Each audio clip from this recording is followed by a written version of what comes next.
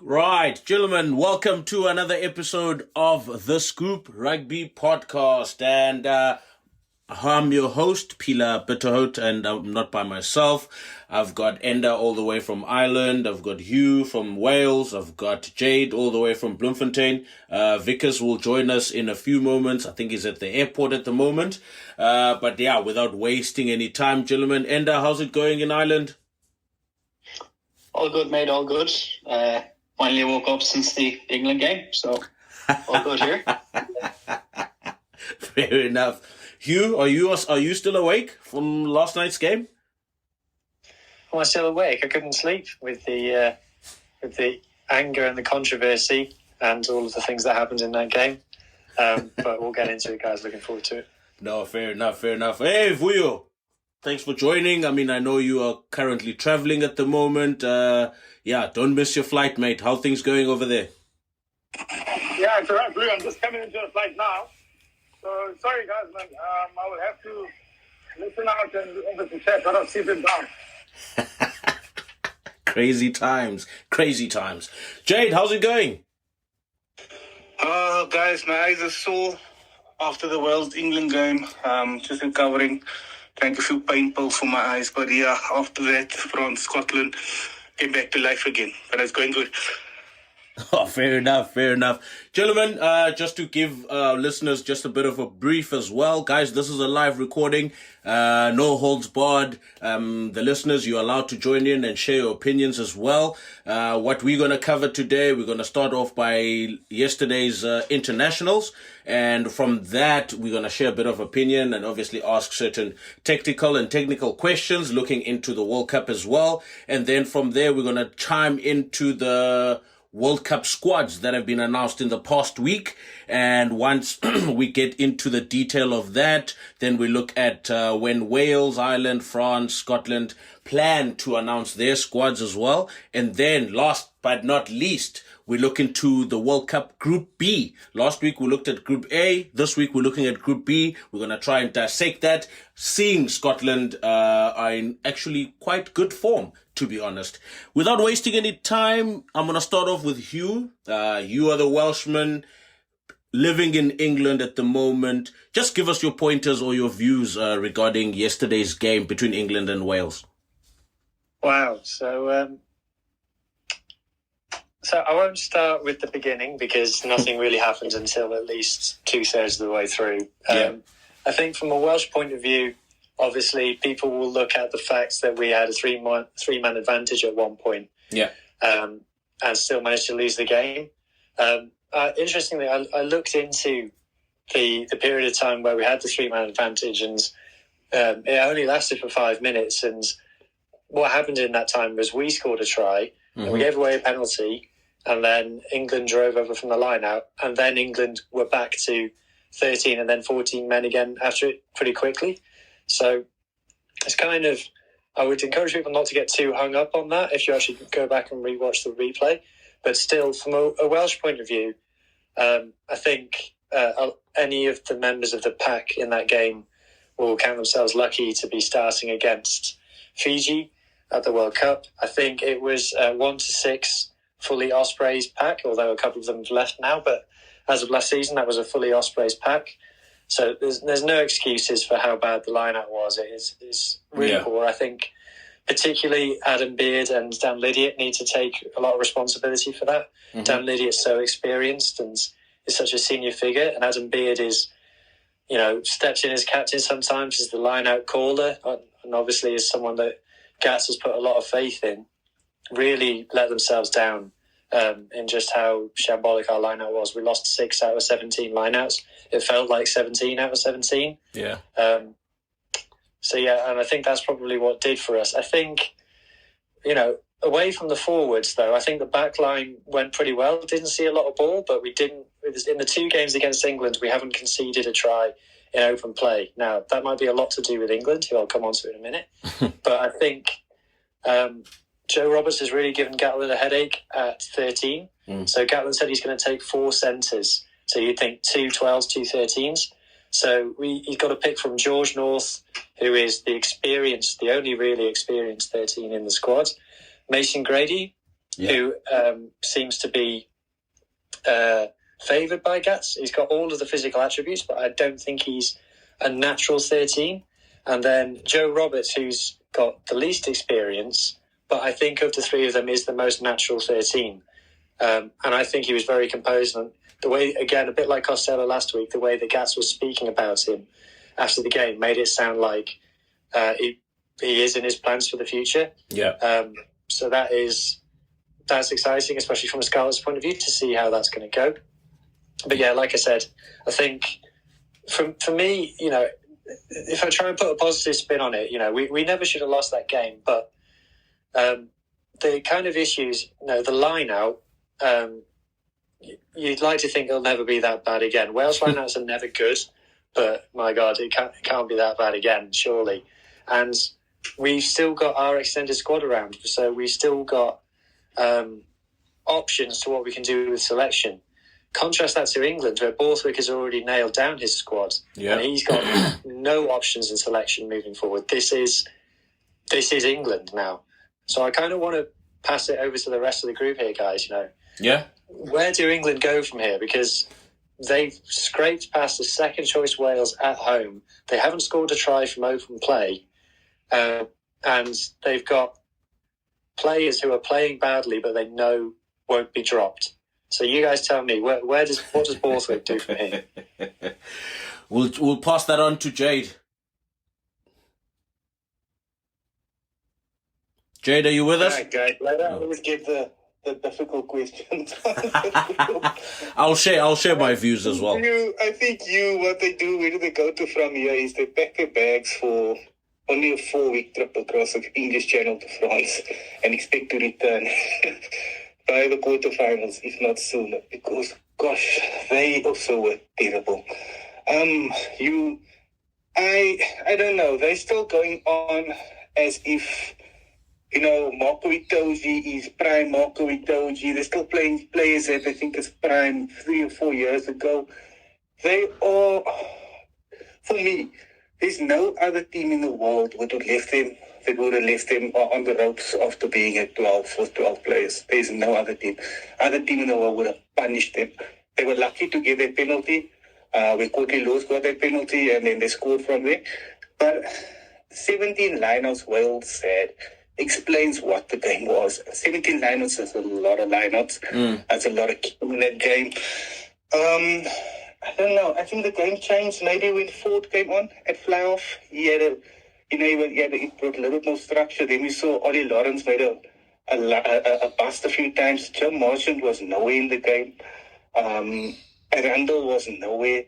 I don't know what is Borthwick's plans, guys. I don't know. I'm struggling to understand what are they going to do. Are they hoping to hit form in the World Cup, or are they hoping to get 1 or 2 players that they can piggyback off, maybe a Courtney Lawes and the number 8 they came on yesterday. He had a good game. Is it Earls? That plays for Saracens.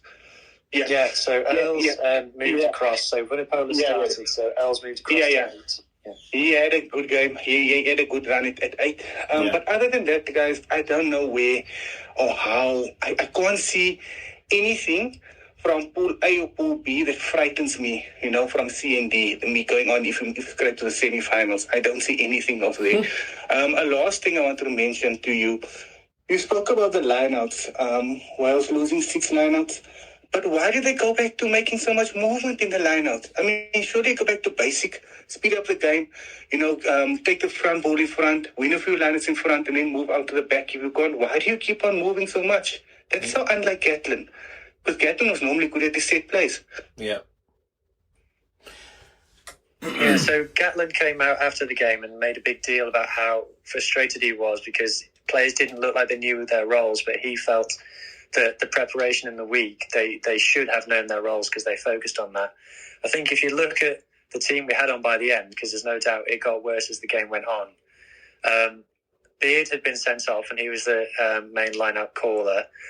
Plumtree, who was the other main jumper in the line-out, he'd gone off injured. And Basham had gone off with the HIA as well. So I think we were down to Shunza, I can't remember. It was Rhys Davies had come back on after being substituted once already. And then Lydiot and then Rafael were the only line-out forwards kind of in there. Like I say, there's enough experience in there to, as you say, Jay, just keep it simple, get it right, catch the bloody ball, guys. But I kind of feel like, if I'm being kind, I think probably the people who would have been calling the line-out were off the pitch at that point. And the guys just, their heads went and they didn't know what to do, unfortunately. All right. Assessing from the conversation now, do you guys feel that the last quarter or 15 minutes of that particular game, it swung to England's favour?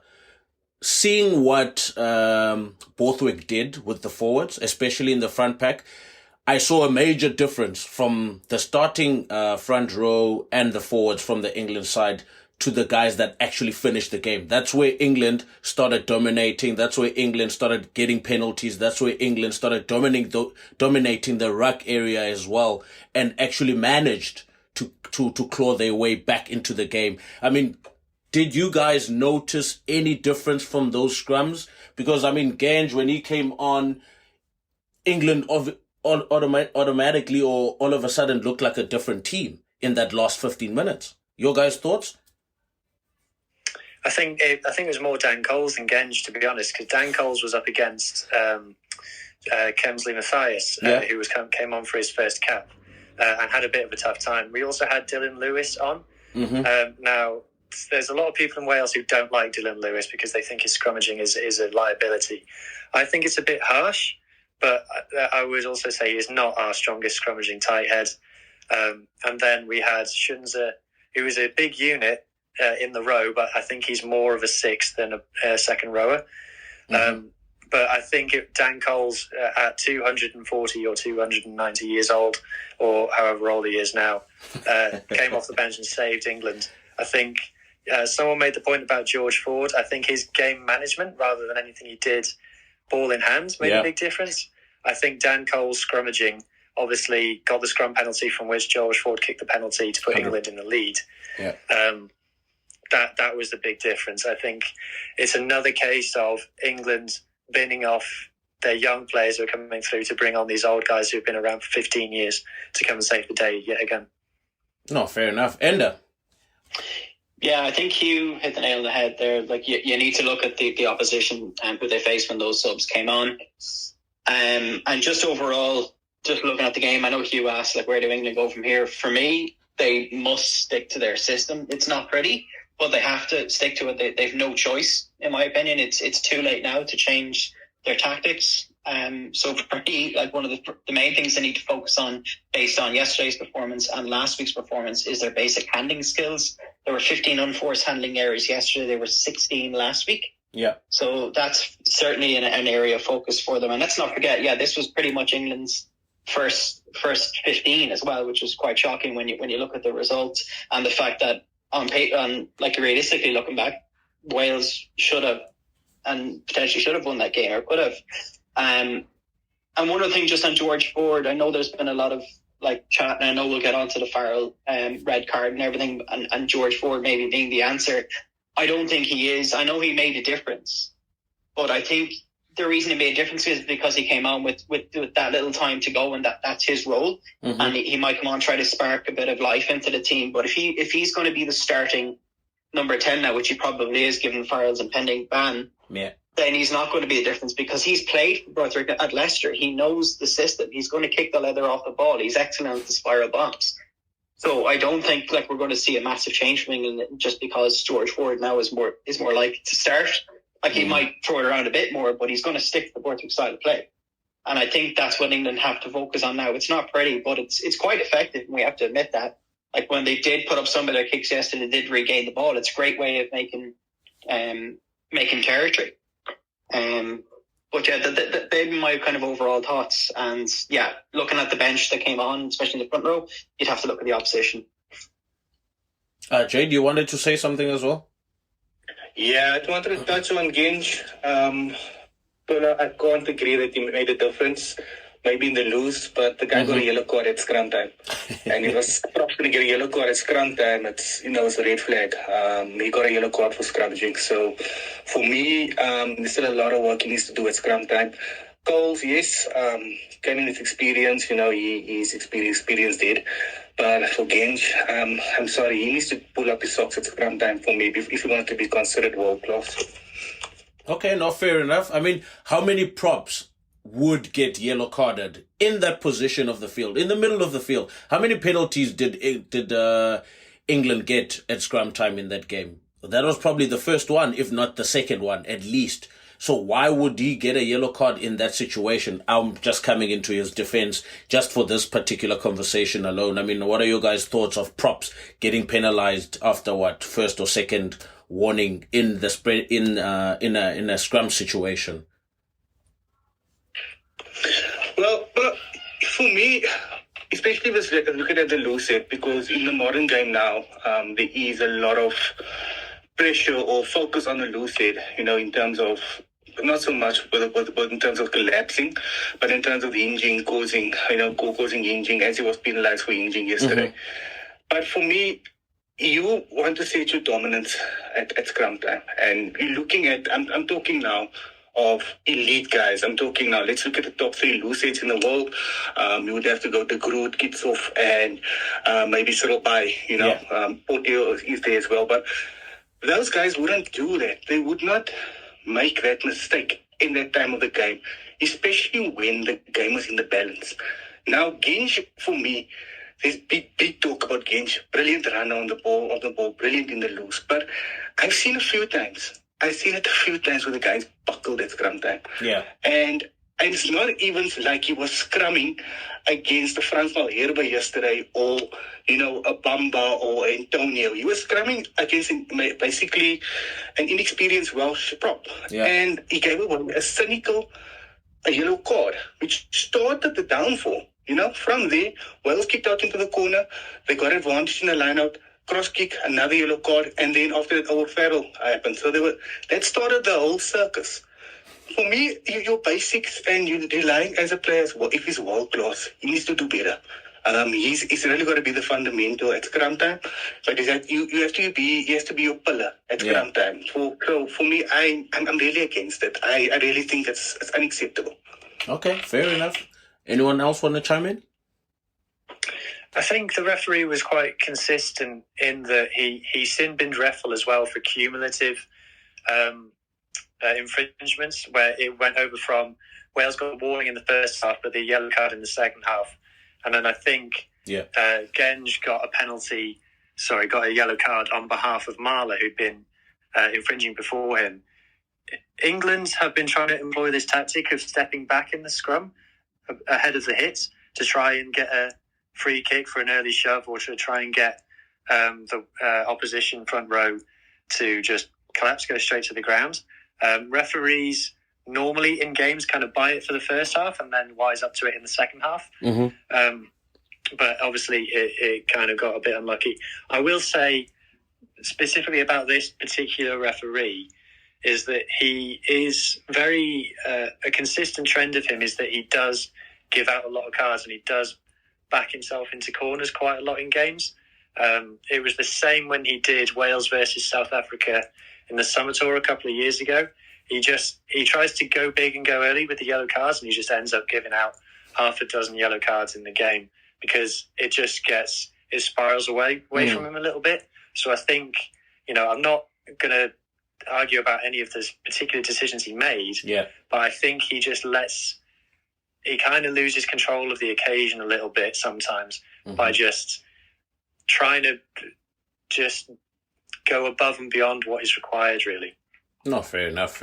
And you want to finish this one off? Yeah, for me, I see where he was coming from, but for me, I like to see a ref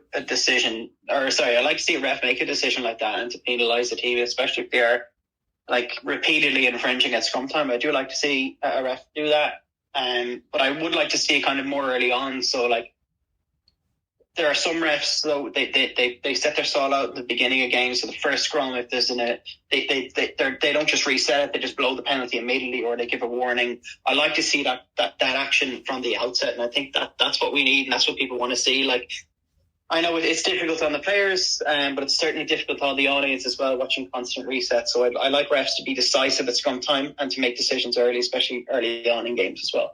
No, fair enough. And sticking with you again, earlier on when we started this live recording of this podcast, obviously we spoke about your favorite number 10 for Ireland, Johnny Sexton.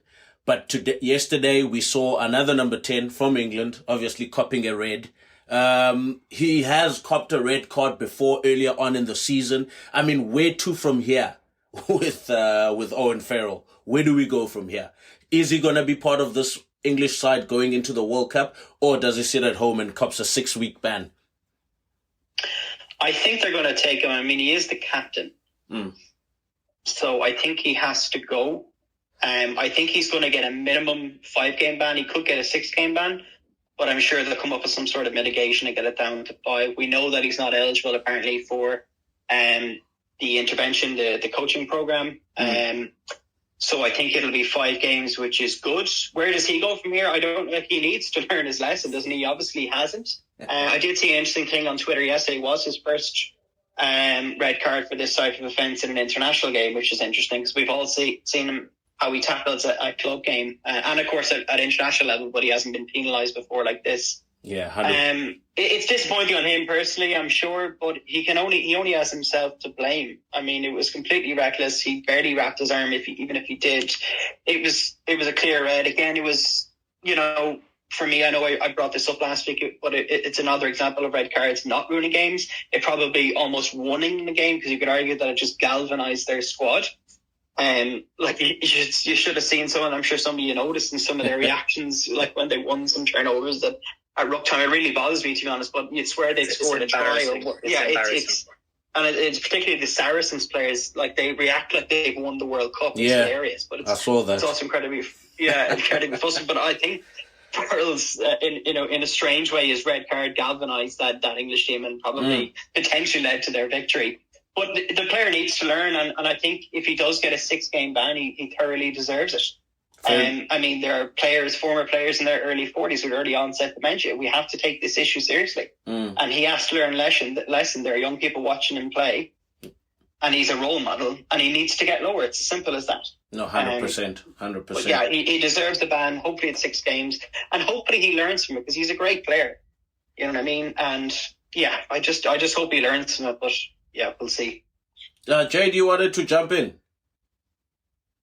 Yeah, no. I agree with Ender there, 100% on the punishment. 5 to 6 weeks minimum. He created his tackling technique, created the stigma about him that he's become a villain in international rugby. So outside of England, nobody really likes him because of his tackle technique, unless he plays for the Lions, and then more Welsh and Scottish and Irish guys will take a liking to him. But we forget that he's a world-class player. And it's unfortunate that his tackle technique has taken us away from him. I really think, when does it stop? When somebody breaks the cheekbone? Is that gonna be when it stops with Johnny Sexton? But yeah, 5 to 6 weeks minimum. Fair enough. Hugh, I wanna bring this one back to you now again. England without Farrell, do they survive Group C or D? They Group D. Group D, yeah. Well, it's interesting. Yeah, I don't want to give away my Group D preview for when we get to that on the pod. No, just this particular pod. So particularly to Farrell. So what we've seen with Farrell over the last, ever since he's made his England debut in 2012, is that England will find a way to get him on the pitch. This is why we've seen him at 12. For me, I think I don't agree with the people who say that George is a better fly half than. So George Ford is better than Owen Farrell. I think Owen Farrell is a contender for England's greatest player of the professional era. I think he's a bit like their Johnny Sexton figure, or what Alwyn Jones used to be for Wales, is that the team with and without him is night and day. I'd like to see the stats of games won and lost without Owen Farrell in it, because I think the last time England started a Six Nations game without him was when they got 50 put on them by France. So I think he's just a huge character for them. And like Ender said, he's the captain, so he will go. It really puts a doubt over them beating Argentina for me. And if they lose to Argentina, they've then got some quite easy fixtures, and then they've got a winner-takes-all game against Samoa probably in the last game of the pool stage on the last weekend. Do England really want to be going into a game against a rejuvenised Samoa, desperate for a result, without Owen Farrell? That's a thing to be nervous about. No, fair enough. All right, gentlemen, now moving on to the big one that took place last night, France and Scotland. A lot of people tend to underestimate Scotland's, promise, or Scotland's playing power, or Scotland's attack or game plan whenever they get to play France. I mean, if you look at how these two sides have played over the last 10 matches they faced each other, I mean, it's 5-5. But that's by no fluke, all right, from the Scottish side, right? I mean, looking at the last 4 or 7 games they've played, Scotland had won 4 out of 3. And obviously this is playing against this very, very good French team. And Gregor Townsend has had a very, very good results against this French side. I mean, Enda, you see the game last night. What are your thoughts regarding where France is and where Scotland is currently going into this World Cup? Let's start with maybe Scotland. I honestly think that Scotland can beat any team in the world on their day if everything goes right for them. But they're also notoriously inconsistent. Yeah. So, I know, I think it was Guinea who came out recently and said they can win the World Cup. They will not win the World Cup. That is a fact. Ireland, they're also in the group with Ireland, so we'll get onto that later. So, but I honestly do think that they've made massive strides. They're a really good team. They're just inconsistent, but they will cause a few upsets, I think, in the World Cup. And I mean, looking at Russell's performance, he is just a joy to watch. I know, Jade, you and I were speaking about this after the game yesterday. He played not out of his skin, actually. He just put in a really good performance yesterday. He put his body on the line. Like, the amount of late hits that went on, it reminded me of how teams target Johnny Sexton. But he just kept getting up. And I know he complained to the ref a couple of times as well, and the ref didn't take any action. But he still just kept on. And I think it was maybe within the last 5 minutes of the game, he went for that intercept with Antonio running at him, and he won that, not collate him, but he gathered the ball. Like, that is pure and utter bravery. And so I think with him fit, Scotland can really cause an upset in this World Cup. Again, I don't think they'll go too far, but they are a very good side. I mean, the contrast of their style of play between them and England is just stark. Looking at some of the stats, like they made 211 passes yesterday. Yeah. England made 127. Like, France only threw 89 passes yesterday, which was just one lower than Wales did yesterday. So I think they're an absolute joy to watch. I think Duhan van der Merwe, another excellent player. I really like them. I think they're improving, but having watched them in the Six Nations over the years, I just know that they're too inconsistent to go the whole way. And then touching on France, I think it was Vuyo who tweeted after the game that he doesn't see them winning the World Cup. Yeah, I actually think I agree with him because teams can score against them. They really can. They're an excellent squad. They don't play any ball in their own half, and they're excellent on counter-attack. They've got probably the best player in the world at Dupont. But they're beatable, and Ireland proved that. I think New Zealand can beat them. I think South Africa can beat them. We know Scotland can beat them. And for that reason, I don't think. But they're obviously in an excellent place. Like, I could eat my words in a couple of months. Like, they're an excellent side. They could win it, but I don't see them winning the World Cup, but they're in a bloody well good spot. And let's just fingers crossed think for everybody, for every fan. I hope Entomac's injury isn't as serious as some of the rumours that we've been hearing today. Heavy, hey? Big calls, yeah, big calls. Jade, looking at France, obviously last week they played their third team. People are saying, or they played their second team, or played half and half, and some people coming back from injury last week. This week they put on their best side, actually, almost like Steve Borthwick with England. They put on their best side. You can tell from watching that game that they haven't had a lot of game fitness, in quotation marks. What are your thoughts looking at France and looking at how they can build from here going into that first game against the All Blacks? Like you said, the game fitness, that is the crucial thing. They're not up to standard where they should be. I think they're 3 weeks behind, and the World Cup starts in 3 weeks. From yesterday's perspective, from French angle, I think the lineout was good. I think Waku is very underrated at lineout time. It doesn't seem like a White Lock or a Lotte Jager type player, but he wins his lineout ball. You can mark him in the lineout. He still comes out on top. He's very athletic. I really like what I see in him. Aldrit as well yesterday. But from our French perspective, they attack. The way they attack and they played the game yesterday was in patches. They showed moments of brilliance for like 10 minutes, and then, they couldn't keep that intensity again. They slacked a little bit, and that's all fitness. The big concern would be Intermark, whether, Intermark will be right for the World Cup. Dupont is Dupont. He is the best player in the world. We just saw it yesterday as well. He's unbelievable. Penu is going to finish. If he's going to get a chance, he's going to finish. But the other concern for them yesterday, Dante also didn't look too well yesterday. I'm not sure how they go. And he's the bull in the midfield. He is something. I tweeted to somebody, I just messaged somebody yesterday during the game. I said, Dante's irreplaceable in this team. There's nobody in that squad that can do what he does in that midfield. That carries hard, that gets over the advantage line the whole time. So I think from Gautier's perspective, he's a little bit nervous. Maybe, the guys weren't contact fit. Maybe they were fit, but not contact fit. And that there's a few niggles in there that needs to sort out. But these guys need a few more hits together. And then we'll see. Let's see against Fiji and Australia where they are. Yeah. I'm not going to judge him too much on yesterday. What they did in 10-minute patches was good. They took the game away from Scotland early in the second half. They allowed them back into the game after that. But they'll be there and thereabout for the World Cup. Fair.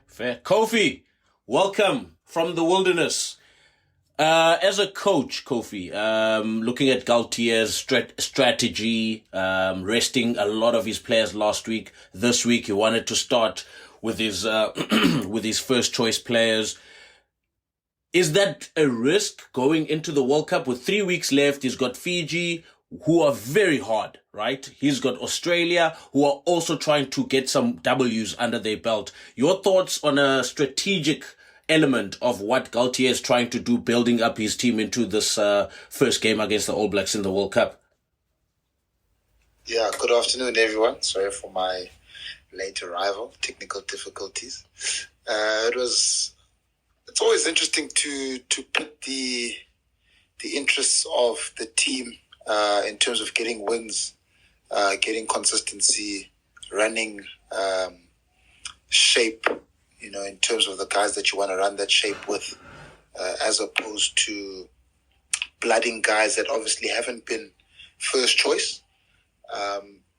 It's always a fine line to toe, If you win, you're good. If you don't win, you feel the wrath of the supporters and everybody that's invested in the game. So it's a fine line, really, to be quite honest. Personally, if I was Gaultier, I'd definitely go with, trying to get as much game time as possible to those guys that, are going to be playing, especially in that first game, because that first game sets you up for the rest of the World Cup effectively. And I wouldn't worry too much about injuries, because there's 100% chance of injuries happen. You can't kind of wrap guys in cotton wool for too long, because then you miss out on actually giving them the time they need to be match sharp and match fit. Yeah. So it's a fine line, like I said. It's a very fine line. I think yesterday we saw, after Scotland took the lead in the first half, in the second half, or late in the first half, you saw France kind of hitting their straps into a 13-10 advantage. And then 4 minutes after halftime, 5 minutes after halftime, we saw some pretty brutal French play, and brutal in the sense that they got the ball, they moved it quickly, they played with intensity and speed, and in that 4 or 5 minutes, they scored 2 wonderful tries that Scotland effectively couldn't live with. I think at this moment in time, what's probably letting them slightly down is conditioning and match sharpness, like you mentioned. And once they get that, they can put more blocks, more sequences of what they did together, similar to what the All Blacks did in the first 15, 20 minutes against the Springboks in the last encounter that they played. So that's what they're going to be looking for. France, the thing about France is that it's a little bit helter-skelter, but there's method to that chaos. There's method to that madness. They like chaos. They like Dupont getting that ball and shifting it quickly. That's what makes him so great. He doesn't thrive off slow ball. He plays with quick ball. Ntamak also. And so once you've got big centers who can move their feet, once you've got a big back row that can move their feet and move into space, it makes it very difficult for the opposition defense to set quickly and negate them from attacking at that speed. So it's going to be interesting how they play against All Blacks. I think the team that's got more in their tank with regards to fitness, with regards to conditioning, because there's going to be big boys that are going to have to be moved around. It's going to be a fast and frenetic start. And if the team that can't hold on with regards to that consistency in speed and intensity won't be able to live through the match. What I liked about Scotland is that they hung in there. They hung in there for as long as possible, and that's what gave them an opportunity to sneak a win at the end. Unfortunately, that last 3 points got it home for France. But to be quite honest, I see them as good as probably as a Fiji, Scotland. And there's far too many variables in terms of if they can and if this person plays well and these guys match up, etc., for them to do any real damage in terms of them going far in the tournament. But I do think they're going to spring an upset or two and cause damage to another team that might have hopes of winning the World Cup. Ooh. All right. Dream killers is what we call them. All right, Hugh, your last view and obviously your opinion, what you think of France and Scotland last night. I wouldn't read too much into it from a France point of view. It was pretty much their first game back, whereas Scotland were playing their second game as a 15 on the bounce, bar 1 or 2 changes, but I think it was a first-choice team both ways. I think if Ntamak is out, I will be absolutely gutted. He's one of my favourite players, and I think we'll look back on the days and tell people that we watched Anton Dupont and Roman Ntamak play together. So if he's out, I think that's like Brazil missing Neymar for me. It completely changes the complexion of the World Cup for them. From a Scotland point of view, I have a saying, guys. It goes, same old Scotland. After the game, everyone's waxing lyrical. Everyone's talking about how great their players are, how wonderful their fly halves are, how amazing their wingers are, how brave their back rowers are. Yeah. And let's check the score sheet, guys. Let's check the trophy cabinet. You won nothing. Hey, you're ruthless, Hugh. Ruthless. All right, gentlemen. Okay, cool. That brings us to an end of this segment. Now we move on to the squads. Squads have come out. Teams have been named. Players have missed out. Players are still injured. There's still lots to dissect.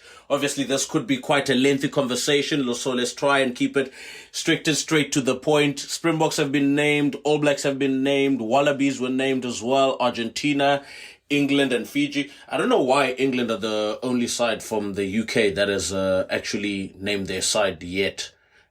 And Ireland haven't named their side. Welsh are waiting until the 21st of August. So basically a lot of delays from the teams up north. But the teams down south have named their side. When I start with you, Jade, the All Blacks squad is out.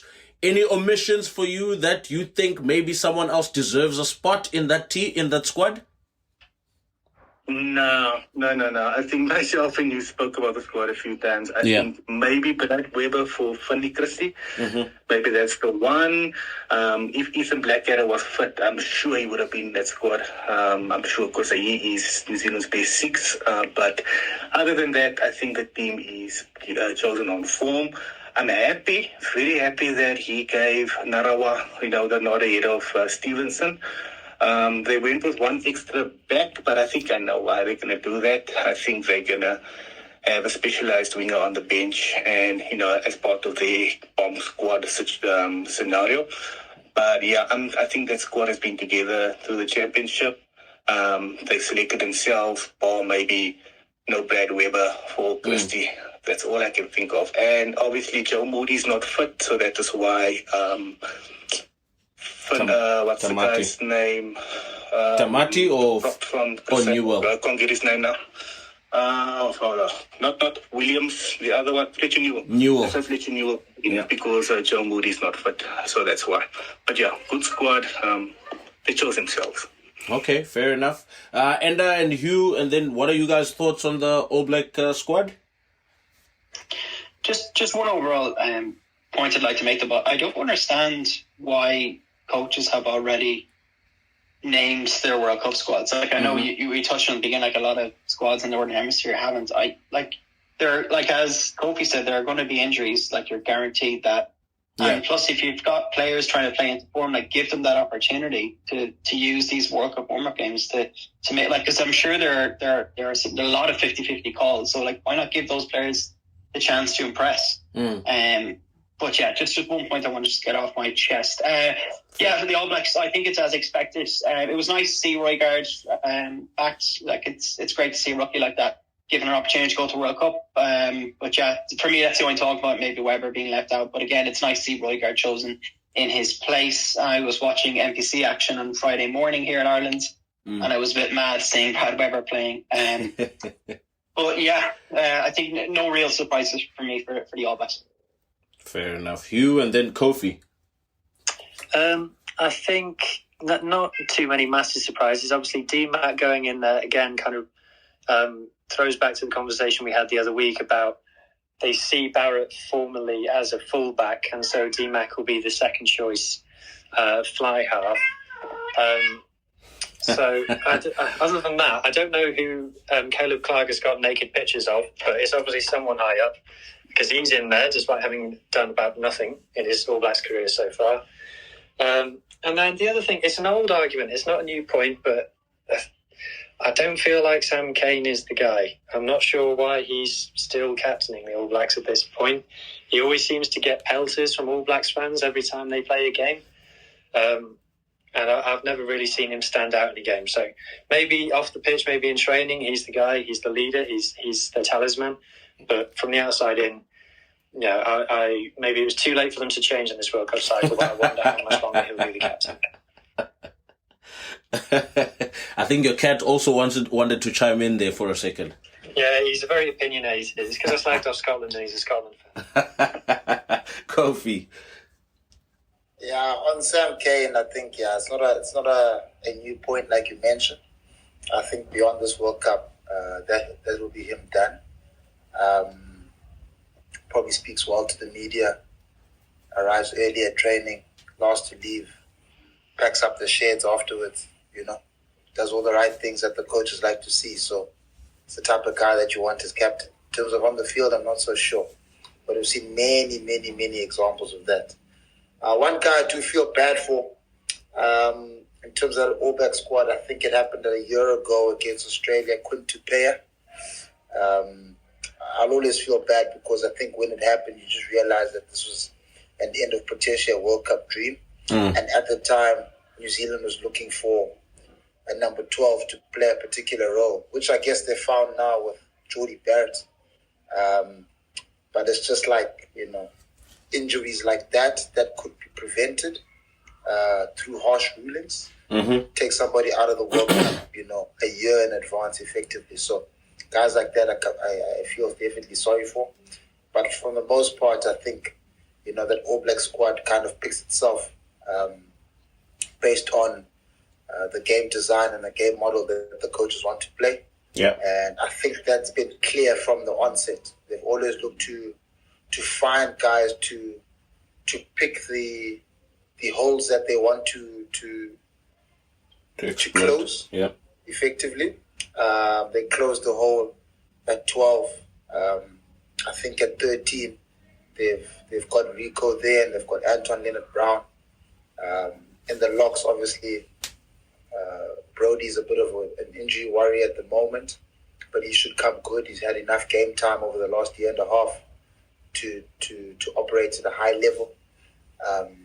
So for the most part, they mentioned Moody not being fit enough. I don't think it would have been a good call to be there at this point in time. So for the most part, like I said, I think that All Black team picks itself. And it's cool for coaches who are very clear in their identity to be able to pick guys that, can fulfill a particular plan in the way that they're trying to play. So it'll be very interesting to see over the next 8 or 9 weeks. Very interesting indeed. Very interesting indeed. Now we move on to the Springboks. I mean, there's been a lot of talk. There's been a lot of trends. Even my Pimpy was trending over over the past week, since everyone on Twitter or Springbok fans had their own opinions about my Pimpy going to the World Cup. Kofi, I'm going to stick with you again on this one. My Pimpy is going. Moody is also going. They've chosen 4 scrum halves for this particular World Cup. Obviously, Lucanio Am is still injured. Andre Pollard is still injured. Joe Stransky came out today saying, Mani Libok hasn't been tested at the big stage. We need to see how good he is at the big stage in terms of kicking. I mean, what are your opinions, or what are your views regarding the Springbok squad that's been selected? And obviously, how do you see them performing throughout this tournament, the World Cup tournament in France? Yeah, I think first of all, based on the personnel that they had available, is it the strongest possible squad that they could have taken? I think so. I think, here you're faced with the conundrum of having your best available players who can fit the mold in a 15 or 23, instead of looking at specialized people in particular positions. Faf is definitely going, obviously, as a first choice scrum half, but also as probably your third choice number 10. He also fulfills goal kicking responsibilities as well, should Mani go down. Yes, we agree that Mani hasn't been tested at the highest level with regards to his goal kicking, for sure. What's the point of saying something like that as a former Springbok great, What's the point of saying things that are negative, where you should actually be boosting and should probably be more positive in your assessment of Mani Libok and how he's performed over the last 2.5 seasons, I don't like statements like that. I don't like, respect for Joel and what he's achieved, etc. in his career and his punditry. But I don't like negative feeling comments like that. I think it's got more problems than solutions with statements like that. So I think it's the strongest possible Springbok squad that they could have picked. The conundrum here is just playing guys as utility instead of their favorite positions. Now that can work against you and it can also work for you. It's got a higher probability of working against you if you don't have the specialists in those positions playing there at a regular basis. When you've got to make changes, and you've got to rest guys, and you've got to bring guys, then I think you can put your utilities in those positions. So I do worry for the Springboks in terms of how far that they'll go. I do worry about the planning that has happened. But, like you said earlier, every coach has got their planning methods. Every coach has got their method to their madness. So hopefully for the Springboks, the planning that's gone on will prove to be successful, whatever the measure of success is. Fair. I don't want to let you go yet. Deon Fourie has been chosen as a utility over, who's this guy? Joseph Dweba as well, all right? So he can alternate flank and hooker. Would you have gone Deon Fourie or would you have gone Joseph Dweba? Since you know that the hooker position is quite a crucial one, according to World Rugby standards as well, right? You need to have extra number of props on the bench. You need to have extra number of hookers or people that can play in the front row regarding the law. I mean, having Dion Foree there, I mean, what are your thoughts before I move on to the other guys? Yeah, I think it's tricky. I think it's really tricky. Dion has played hooker before. He started off his career mostly at the Stormers as a hooker. So I'm unsure of how many games he's played there and how often he's trained there. In the last 2 or 3 years, I think you've got to use that data sample in order to make a decision like that. And obviously, they're comfortable with it. You've also got to look at the throwing mechanics between Durba and Dion. Dion was never a 100% thrower. Yes. All those years back, Tian Liebenberg, for what he didn't give in terms of what Dion gave, was a better thrower in the line-out, so they were more consistent with him in his selection. And I'm not sure if his consistency has remained or if it's waned or if it's gotten better. However, you've also got to look at Siya Kolisi and not being 100% and looking at options within that scenario. So obviously, Dion covers 2 positions and he covers them quite well.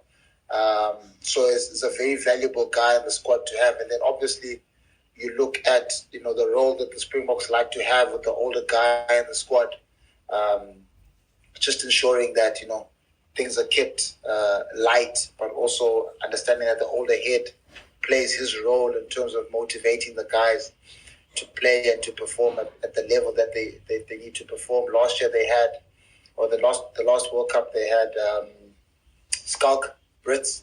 Yeah. They had a few of them in the World Cup before who actually played a lot more time. So you can just go down the team list of the Springboks at the World Cup and you always find, an oldish guy that's there that's not necessarily going to be playing a lot of minutes, but he's got a role to fulfill with regards to that, and it's out of game type situation, if that makes sense. Setting the tone in team morale. Hugh and then Ender. Yeah, I think with the 4 scrum halves thing, we're also used to the conspiracy theories with Eddie Jones and Razzie that we're thinking, there must be something going on. There's some grand plan that we don't know about. That one of these scrum halves is magically going to turn into Andre Pollard. He's going to pull his mask off or something. But yeah, so I'm still yet to hear the exact logic on that. I think what's interesting for me is that Willemse being named as the second fly half, when we spoke about it on the pod previously, and we think he's going to be more used as a 15 or coming off the bench as the man in the 23 jersey. So I think that's interesting. We haven't really seen Lebok and Willie le Roux play together too much. Is Willie le Roux going to overrule Lebok, maybe with his seniority and his preferring to be the playmaker? That's something to see. Maybe that's a combination they'll try against Wales. Other than that, I agree with what was said earlier from the guys. I think it is the best squad that you had available to you. Although 9 players on the standby list, that sounds a bit like you're having a 42-man squad to me. Are they staying in the next hotel along or something? That I would be shocked if we don't see at least 2 or 3 of those standby players playing in the quarterfinals. They'll be in France eating croissant. Ender. Yeah, just to start my comments off with just a special mention for Jean Klein. I think it's great to see him in the squad. After being left out of the Irish squad, he's been in absolutely excellent form for Munster. I'm an Irish person who will shut up about John Klein. Oh my God. But yeah, just special mention for him. It's great to see him there. And then just touching on the 4 scrum halves. I know, Hugh, you were looking for an explanation there. I know Brendan Nell, who's a journalist in South Africa, did put up some interesting clips on YouTube with an interview with Nina Bar. And apparently, so it's just to do with, like as he described it, it's a numbers game on Pollard. So he's only done 2 full training sessions. So for the Springbok management, he's just not in a position to, so he's over his injury. Like he's completely over his injury, but he's only done 2 full training sessions. So for them, he doesn't essentially have enough time to play himself into enough form. So that's what it sounds. And I think that sounds logical. And that's where the fat piece comes in for me. Like he can play 10, so he's the third choice there. And for me, that's really a testament to Libbok's form as well. So let's just, as Kofi said, like, let's not be negative about Libbok. For me, he is the guy to go. He's ready. He's in form. Look at his performance in the URC this past season. He's ready. Let's back him and let's see what he can do on the big stage. So yeah, there are my kind of thoughts just on the 4 scrum halves. And also he did mention that Grant Williams can play wing. So you've got that versatility there. Which overall, not too many surprises for me. Obviously, I think just touching on the two hooker situation, obviously that's a bit of a gamble, but I'm sure it's a well calculated one for the Springboks management. I feel for Dweba because I'm a massive URC fan.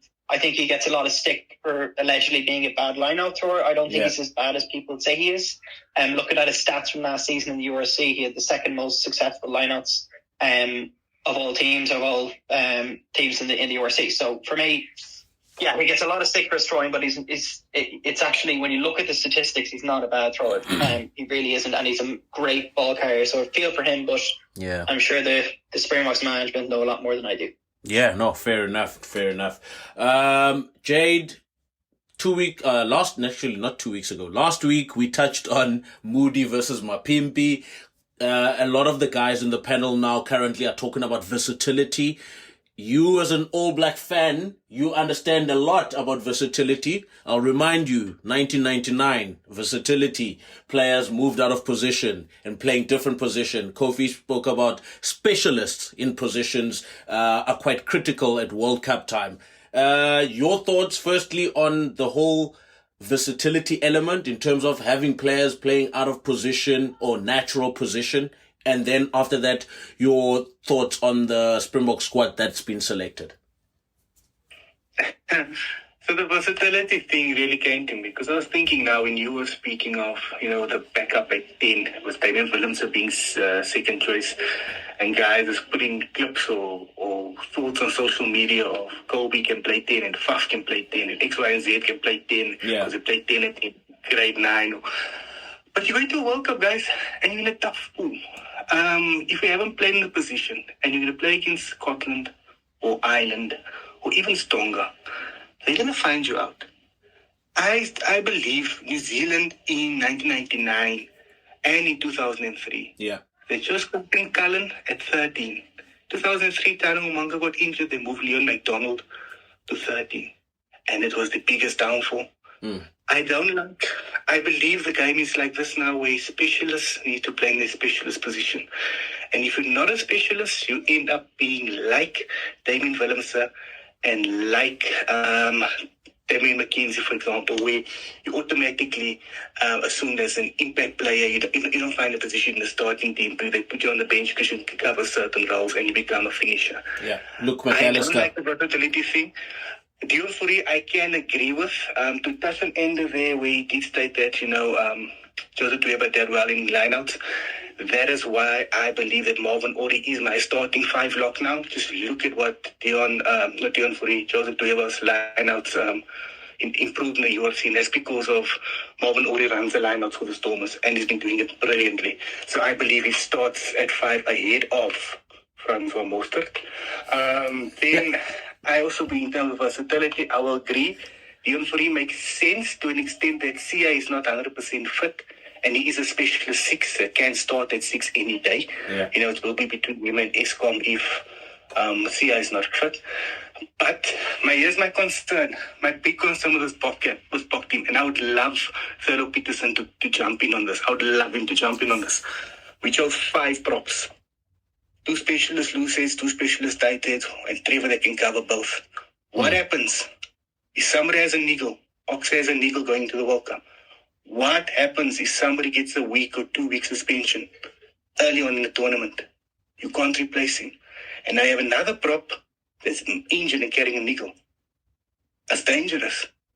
I still believe that instead of taking 4 scrum offs, they should have taken 6 props. Oh, heavy. Thelo, you're going to jump in just now. Hugh, and then Thelo. TP. Yeah, so I think I completely agree with Jade there, what he's saying about versatility.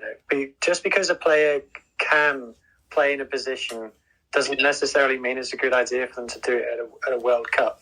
You know, I'll give you an example. In the Champions Cup semi-final, Toulouse against Leinster, one of Toulouse's centres went down injured. Now, Toulouse had gone with a 6-2 split on the bench, so they didn't have a replacement centre, so they brought on a 9. And you think, oh, that's okay. So they brought on 9, they moved Dupont out to 10, they moved Intermac out to 12, and I think they might have moved a centre out to the wing as well. So that when you have that kind of, players are versatile, it's not just one change, it's a change to multiple positions because you have to move other guys around to accommodate them. And it might work in like a pool game against one of the tier 2 nations who you would, you know, regardless of what team you put out, you would expect to beat them. If you're getting into a quarter-final, semi-final, and you've got someone who's normally a centre playing fly half, or you've got someone who's normally a winger filling in at fullback, that's not a position you want to be in, and it leaves you extremely vulnerable. And, you know, I listen a lot to a guy called Ben Darwin, who works for Game Line Analytics, and he talks about cohesion. And he made a point in a podcast with Raw lately. Yeah. When it comes to like the 70th minute of a World Cup game, and it's a knockout, and you're under pressure, and let's say you're a 7 playing at 8, in a clutch situation, are you going to react like a 7, or are you going to react like an 8? You're going to react like a 7. You don't want to be in a position where you got guys playing out of position in the clutch moments, in my opinion. Oh, 100%. Well said there, Hugh. TP, Jade has posed a question to you, and I believe you have all the answers. I mean, I think Jade is trying to test me here. Why they took? I mean, for me, the whole Springbok selection and leaving players out, 9 players on standby, 5 props, 4 scrum halves. I think that's Rassie playing games with everybody's emotions. He loves it. He loves for it. But, I mean, I agree with the 5 props, a very hard call to make. To have that much faith in the guys that you have, that you won't even pick up one injury. So I think either Rassie or them are rolling the dice, because we all know that Rassie's in charge of that ship. Jock is just there as a promoter. But I think for me also, Jade, that's the most interesting call, to have only 5 props.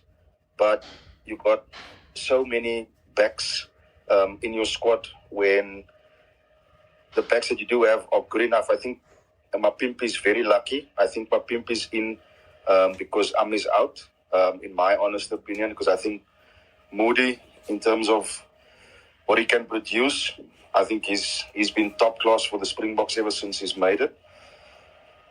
So it's going to be interesting to see what the next couple of weeks are going to look like, especially with regards to the Springboks, because I think they're currently the most question marks lie with regards to what they're going to look like when the World Cup starts and when it gets to quarter-final time. Okay, no, fair enough.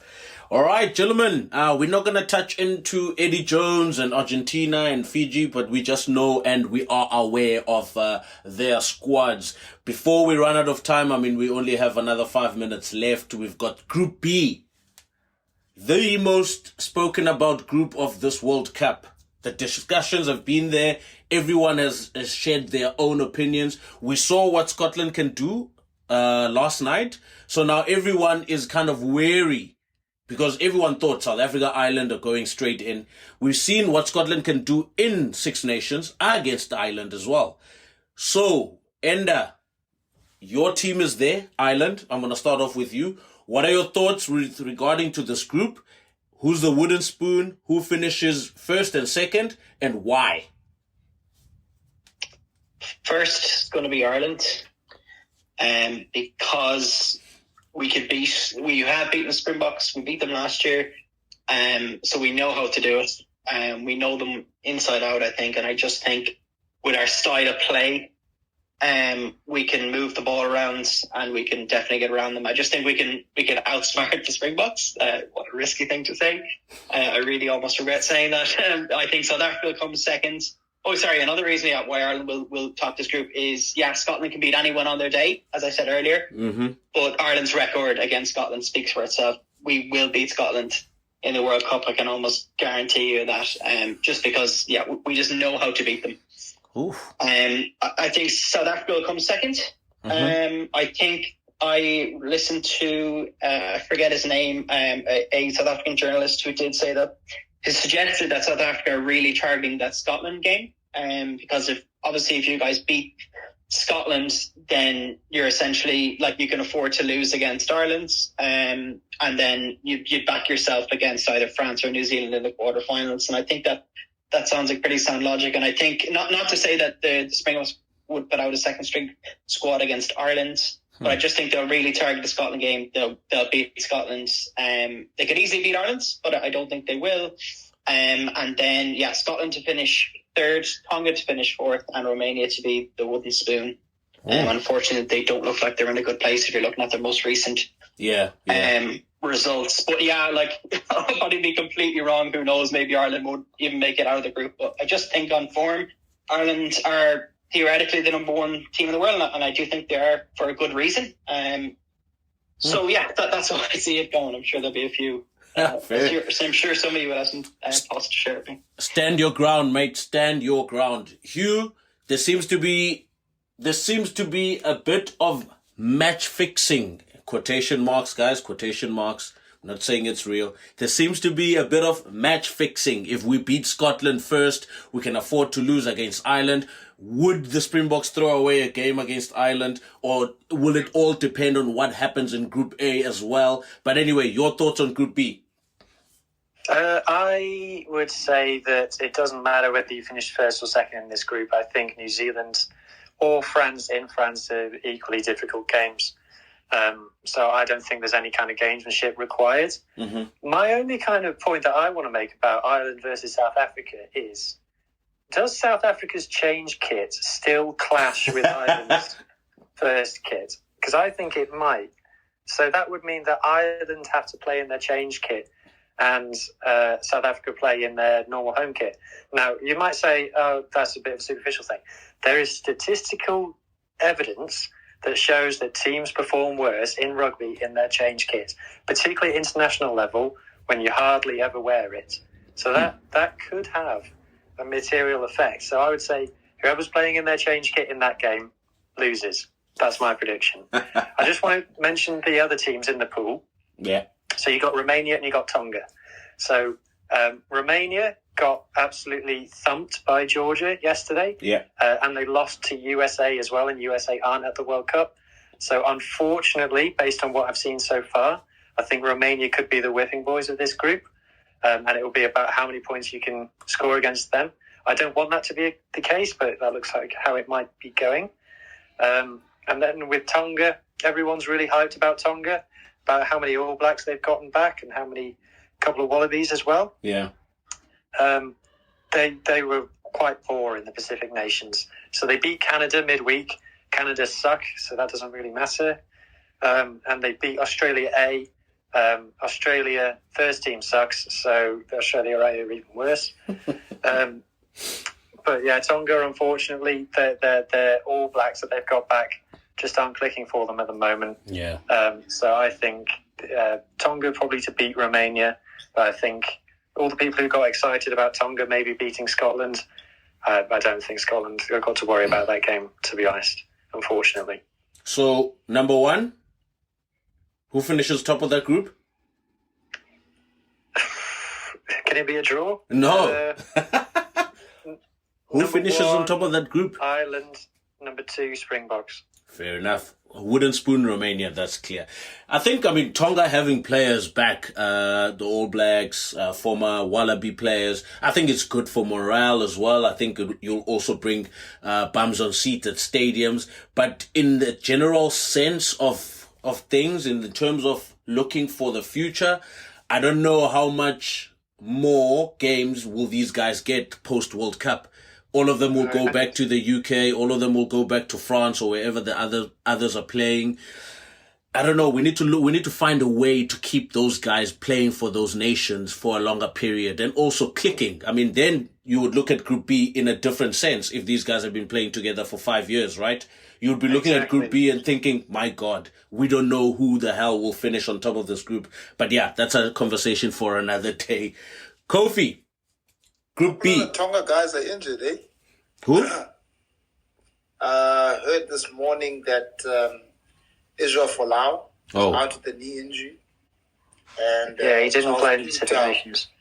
Oh, that's bad. is 50-50 in terms of making either the first or the second game of the tournament. Salesi Peter. So those are two of their bigger names. Yeah. And you wonder how much that might affect. At the same time, I'm personally of the opinion that though you need stars, once you rely too much on your stars, you don't give the same kind of responsibility to other lesser known players, if I can put it that way. So it might just make them gel a little bit more. It might then play a little bit better. Yeah. It might then have to have shared responsibility in how they play. So, yeah, let's see. Sorry, your question. Yeah. Group B, who finishes top, who finishes second, and who's the wooden spoon? Is that the South is that Africa, the Romania group? South Africa, Ireland, Scotland, Tonga, Romania.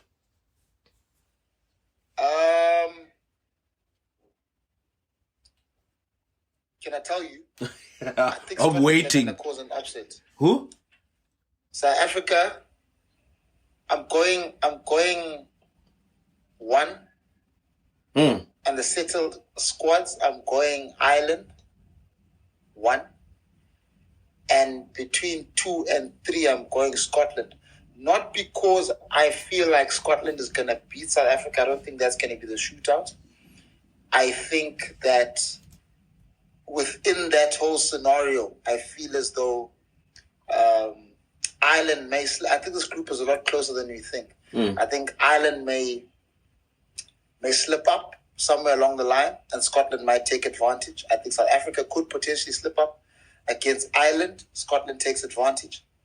And then obviously Scotland, having performed so admirably yesterday and the week before, I think there's something growing there. I think there's a culture of never giving up that's growing, which is so much needed in the World Cup.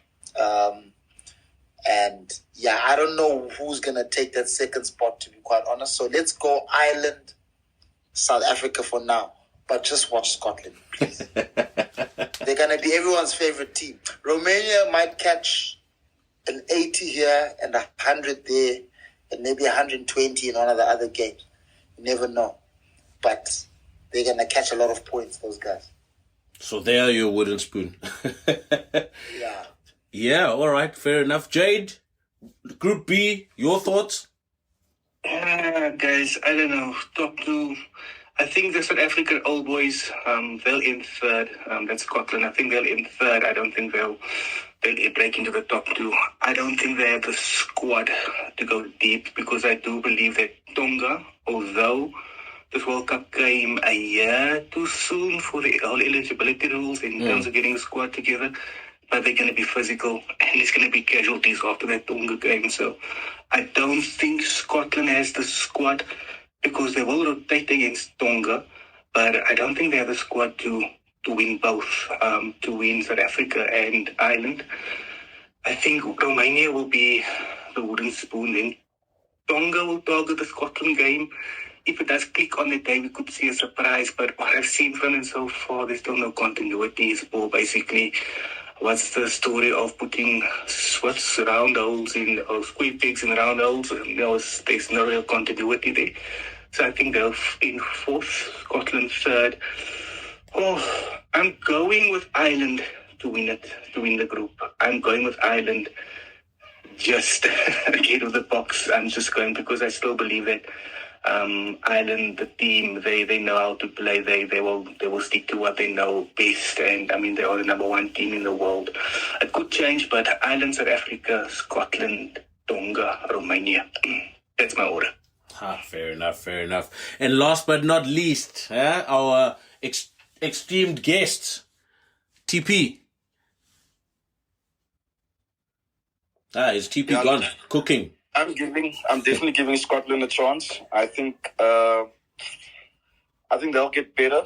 Or I'm actually hoping, because I love running rugby. I hate box kicks and long kicks and kick chase. Yesterday I actually switched off the England-Wales game because it just bored the living hell out of me. So I'm giving Scotland a chance. Ball in hand with Finn Russell, anything is possible. Yeah. I think the Boks are going to struggle without Am at 13. I think he's, from a defensive point of view, he's been their defensive leader. Yeah. Faf is going to work his arse off, and I think somewhere he's going to slip up, and I think that's going to count into anybody's favour that plays against them. True. So, yes, this is a difficult group to call because defensively, I think the Boks are just going to look a lot different than what they did before. I know they'll work hard with Jesse Kriel at 13, but from a play intelligence point of view, I don't think he lives up to what offers. Yeah. That being said, sure, but yeah, so I'll go I'll go Ireland 1. Yeah. I think the Boks will just sneak in a second spot, and hoping that Am will recover and they'll get an injury for the quarterfinal against the All Blacks. And then, wooden spoon is a standard procedure. Romania's gonna, they're just going for a 4-week holiday. That's about it. Yeah, it's winter. It's going to be winter or autumn this side. So, I mean, it's a terrible holiday to go on to. But anyway, gents, we've come up to the end of the installment. Thank you once again to Enda, Hugh, Kofi, Jade, TP. Thanks for joining us once again. And thanks to the listeners, gents. Thanks, Alan. Thanks, Alessandro. Thanks, Pippa, and the rest of you guys as well. See you guys next week, Sunday, when we look at Group C and obviously look after the breaking news, headlines, anything that's going on around rugby as well. Next time, gents, don't feel bad. You can just put up your hand. We can also let you guys join into the conversation. We like to have a bit of a debate as well. But yeah, another installment done. Thanks once again for listening in. Yeah, I'll put up the recording on my timeline. And if you guys want to listen to what was being spoken about earlier, or you missed out some other things as well, you feel free to listen to that. Or you can also find us on Spotify. All our podcasts we've had before are all on Spotify. This was a live recording. Thanks once again for joining the Scoop Rugby Podcast. Cheers, guys. Have a wonderful Sunday.